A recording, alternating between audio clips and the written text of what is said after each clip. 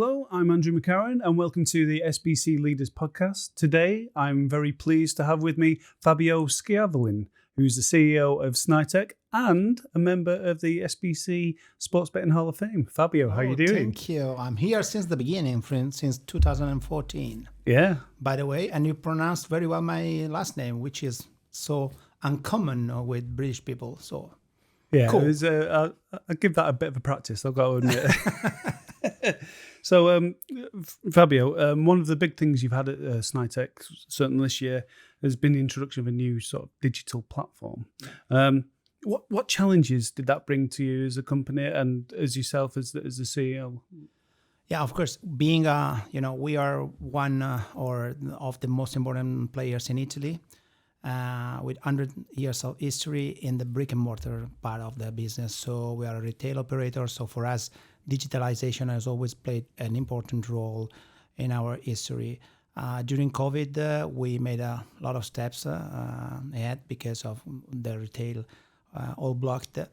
And now we decided to completely change paradigm with this new platform, which is thought to bring Snaitech into a new era. We launched it for this new season, soccer season. Unfortunately, not starting very well for my AC Milan. But we are thinking to build up a new infrastructure that is fully responsive, full adaptive, multi-devices, because it's not all about the digital part of the business, but it's completely to rethink of all the business. Having 1,600 shops throughout all the territory, we thought that we had first to rethink the retail and then to give all our online players a new tool to, let's say, share their experience digitally and then to live our places, our retail places in a different way. We are working to continue enhance this tool. Of course, being part of Playtech, which is the digital giant, has been also we have the chance to take and to bring inside a lot of new ideas. I think it's going to work very well. Obviously, that's a top to bottom approach, new omnichannel, sort of new systems everywhere. I mean, how do you communicate that with? Because it must be every single team under your under your control having to work together. I mean, how do you get such a project started? Talking about omnichannel, what I wanted to say is that I think that is what is already an updated concept because we are fully living in a completely new era. You know, omnichannel is not about where we play or how we play, but who are we being in touch with our customers. So omnichannel today is not about building a bridge between the retail experience and the digital experience, but it's also to complete that experience with a lot of other contents to continue this journey with our players in their social platforms, to do gamification, to engage players in other activity, and so to give them a kind of continuous, let's say, journey to follow in their experience with us. So I think that we are already living in a 4.0 environment, being the omnichannel, the 2.0.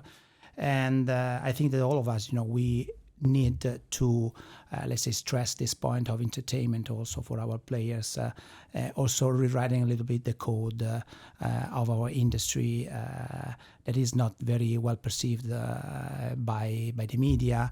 And so at the end of the day, we are giving our players and our customers a good way to spend their time in a different way to other kind of services. An omnichannel approach can give continuity to this experience. So you mentioned earlier, about the leading role that Snaitech have got in the market. Obviously, the biggest one there. How do you keep your employees motivated to keep you at the top? Is it a carrot and stick approach, or what's the way to make sure you're still leading the way there? Yeah, being a leader means a lot of responsibility for sure. We are not just a leading company; we're a leading brand in Italy, as I was mentioning before. The brand is more than 110 years old. So I think that we have to respect this legacy we have with the past. It has been built in many years of history of the company. And I think that everybody in the company has to understand it, to respect it. What I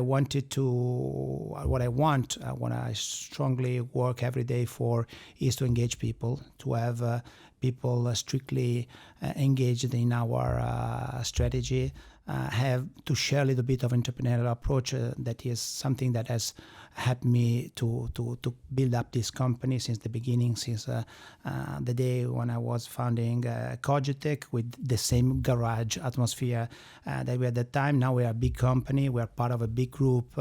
We share also with this group a lot of values that, basically need to put everybody of us together with the same target to give a sustainable future for this company. So for me, being part of the same culture, of the same family as we like to call ourselves, means to share same values and to be engaged on the same target.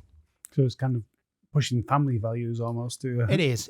But it's very tough to spend it every day. It's very tough also to bringing new people, new colleagues, and make them feeling the same feelings. But I think it's worth enough to do it.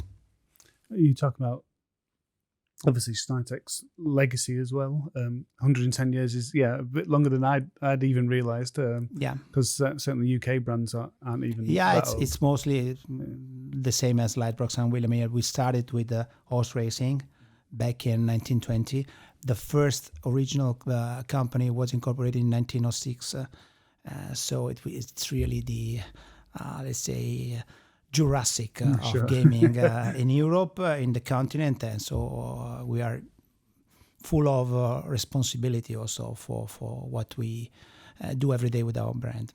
So with that in mind, as one of the most recognizable brands in the market, and also one of the biggest, what role do you play in educating? Not so much educating, but representing the gambling industry to the public.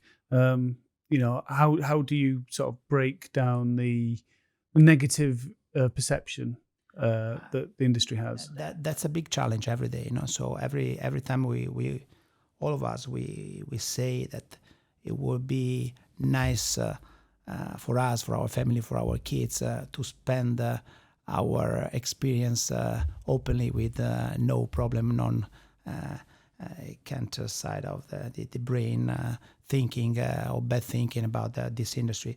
I think that there's a big role we have and we could play in bringing our customer in transforming themselves from gamblers more to passionate for sports. For example, when we do speak about sports betting, it's all about passion. It's also about, let's say, love for sports and for the value of the sports. And more, the new generation are also transforming themselves. So gamblers are becoming more passionate in data, in statistics. It's changing the approach. I think we can do a lot also transforming our point of sales. What we're doing, we're investing a lot of money to transform more the agencies or the sports betting shops from a bench of counters and punters into, like we call it, modern agora, so squares in which you can get access to streaming, to a lot of events where players can meet and convene to exchange experiences and ideas. They spend time inside the shops and they can live a different experience from what we're used to. Just on the corners. Exactly. And it's possible to be done. I think at the end of the day, we are selling a service that's not bad. There's no other industry over-regulated like the gaming industry. I'm talking about the jurisdiction we're in, so Italy, Germany, and Austria. as a B2C company, of course, Playtech is a wider group, but our experience is that our approach to things that we do every day is very humble, is very respectful of rules, respectful of customers, of players, and I think that big companies and big brands have to, let's say, risk a little bit more than the others. So invest in the future. So being less aggressive in the advertising, for example, less aggressive in pushing on the customer activities, and giving much more entertainment, much more gamification. That's what we're doing really now. We are exploring the metaverse. We're exploring a lot of the esports, for example, are an area that could be developed in that direction. So I think there are many possibilities for us, for the operators, to drive this revolution for the future. So you talk about there with the sort of educating the player and bringing them to the next level of entertainment. Yeah. What level at what level do you also have to educate the government? Because nobody ever lost a voter by making things more difficult for gambling. Yes, we do every day what you are saying. We do. We provide safer environment, responsible gaming. We prevent any kind of problems that may arise when using our services. Of course, when it comes to deal with the regulator, first of all, there's a huge problem that I was already speaking about in one of your conferences, which is the difference between jurisdiction across Europe. So, first of all, I was one day I was calling for a pan-European regulation. Okay. Harmonization, but it doesn't need to be exactly the same regulation. Okay. But for example, but within some tram tracks. Exactly. Just to give an example, in Italy, we're talking about era 2.0, 4.0. In Italy, we still have two different licenses between retail and online. So there's no possibility for players to be, bridging their experience. You need to build up something outside, and you miss the chance to track every single player. So then, when you track the players, you can also make a lot of other actions to guarantee responsible gaming. Regulation, it's evolving in Europe. For example, now we are working in Germany, and the newly incorporated regulator is making big steps. And just a couple of years ago, in Germany, which is the third market in Europe, didn't have any official regulation. So that's good. But I think that the best thing that could happen is a little bit of harmonization, and as I was saying before, a little bit of courage and braveness by the biggest operators in spending time, resources, and money in prevention, in building up tools to self-regulate customers' behavior, in spending more resources toward entertainment more than gambling. So that's all the things that I think we should do to give this industry a sustainable future. I mean, is there an appetite for cooperation on that front with some of the bigger firms, would you say? I think so. It always happens when it's too late. Just give you I give you an example. In Italy, we got this world famous advertising ban that's making a lot of that's ruling throughout Europe, and it's taken an example from other regulators. Everybody, we got aware too late, but not only the gaming operators, also the media broadcasters, the Serie A teams. So suddenly they figure out, everybody, that there was this big decree coming, and it was too late. So there was no time to preemptively approach the regulator and the government to say to them, okay, let's self-regulate. Let's agree tone of voice, schedule timing for the advertising,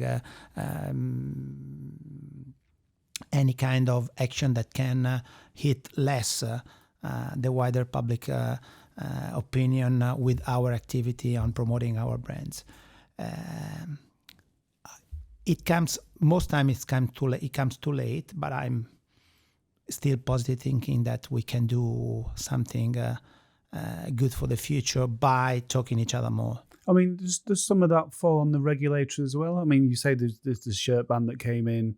Would they have been better actually approaching you, saying that there's an issue here because they've brought this shirt ban in? But from what I can see, there's still some very familiar branding on some shirts, even if it's not going to. Yeah, that's even that's the worst phase of the medal, and because when you do a very strict rule, then everybody starts thinking how to shortcut or circumvent the rule. And that's what it happened in Italy. That's what it happened in many other countries. In the end, what they did reach as a target was only to cut a lot of resources for the sport, basically, primarily.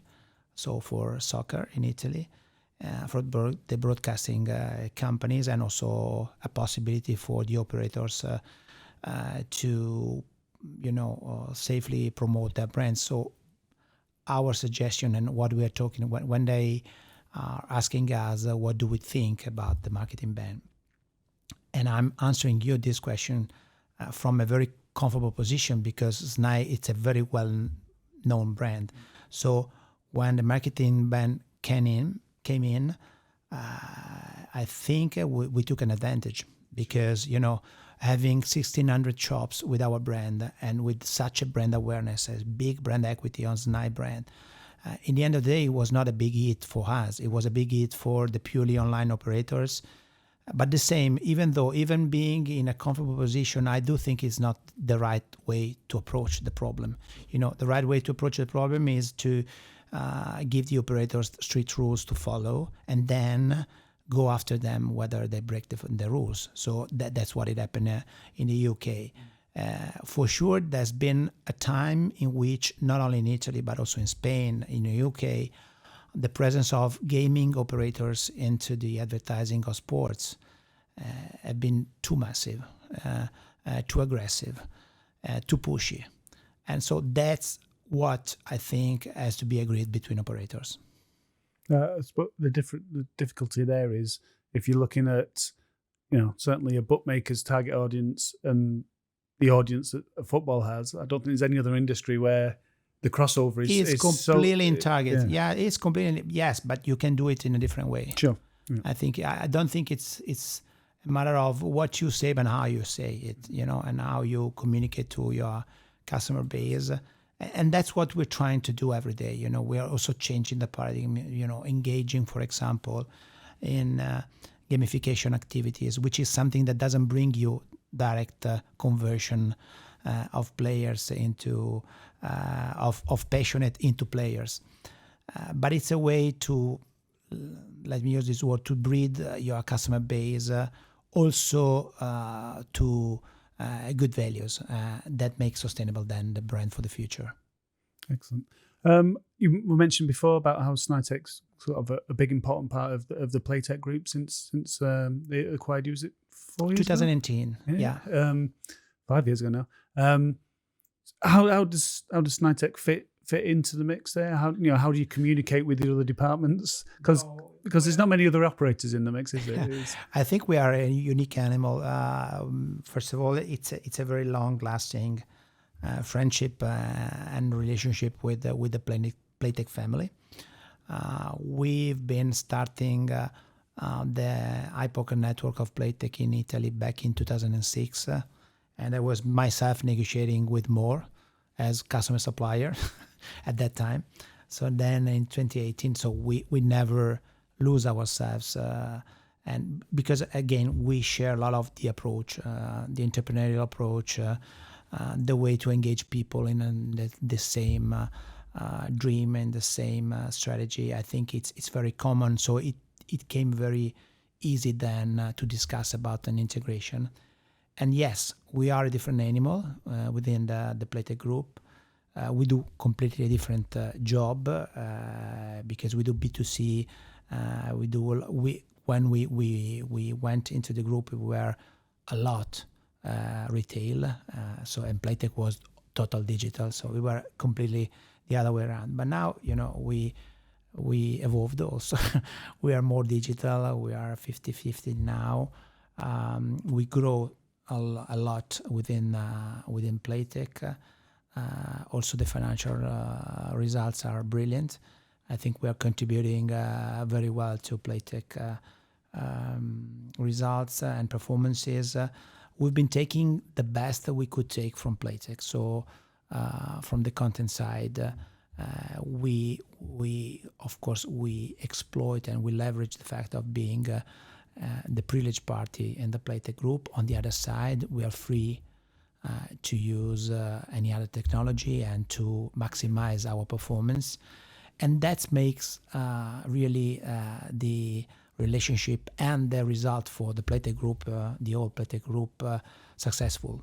It's because we can bring into Playtech experiences coming from other circumstances, from other relationship with other supplier. On the way back, we received all the top new stuff from Playtech. We are kind of a private lab for a private lab with a 2.5 billion book, for example. So nice. A huge lab, but that's good, for us also to start thinking to exploit the capability and the widespread, let's say, network of Playtech across the world, of possible other countries and jurisdiction in where to operate. And that's our task for the future. So to maximize the possibility to work together, Playtech in other markets. That's what we are doing. Oh, fantastic. And just to wrap off the interview, I've been asking everybody this. What do you do at the end of the day to unwind? How do you find yourself to sort of refresh and hit work again the next day? That's the tough question. No, I mean, obviously it's not watching AC Milan this season. No, that's not relaxing. No, the last derby was terrible, and I was in the Inter section of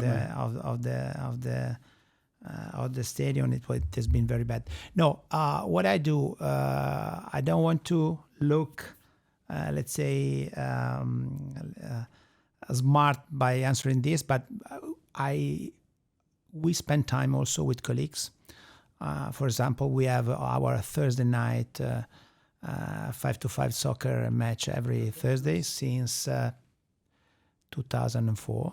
So it's a long time we've been spending. That makes us very old, but and it's nice. It's nice because it's been evolving throughout the years. So when we were younger, we were playing every week. Now someone gets injured, so you have to skip one and go to the next one. So that's a nice way too. Of course, family and of course friends. I don't have anything special, let's say, to recharge. I'm very passionate, so I really started this business from scratch when I was in Cogitech in a garage, and so I keep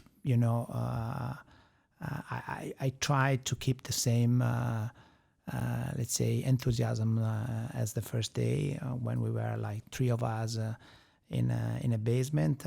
Now we are a little bit more, but the spirit and enthusiasm is the same. I mean, do you find that easy to keep that up? It's getting more difficult, because little things are starting, popping up. But it is what it is. So before, when you were saying you used to catch sharks and cut them open, that's just a little a little flight of fancy. It's good because it's I wasn't expecting you to come out with that. That's for sure. But Fabio, thanks very much for your time. Thank you very much to you. And again, congratulations for your story. We've been talking about Snaitech story and my personal story, but I think that it's worth to talk about you guys, about you and Russ. I'm very proud of that, because when you guys started, I was one of the beginners of that, as a customer.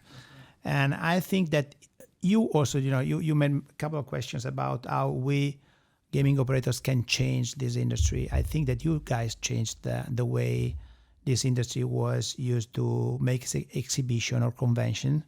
I think this has become now very popular, and many others are trying to do the same. But I think that this is a real example of how it is possible to change culture. It needs a lot of effort and a lot of sacrifice, a lot of time, but then you get it. Yeah, well, you've always been a supporter. This is an advertising in breach of the advertising ban. It's all true. But no, we've only been able to do it through people like you supporting us all that way, and sacrificing your time to be able to, again, educate the rest of the industry. And this is again a tool that we can use, because this is also a different way to showcase at the industry. When you get, if we go back to Earthcourt like 20 years ago to the gaming exhibitions, it's very different. No, so it's something that can be used like a media vehicle to showcase better our industry. Yeah, well, fingers crossed. Fabio, it's been a pleasure as always. Thank you very much. Thanks so much.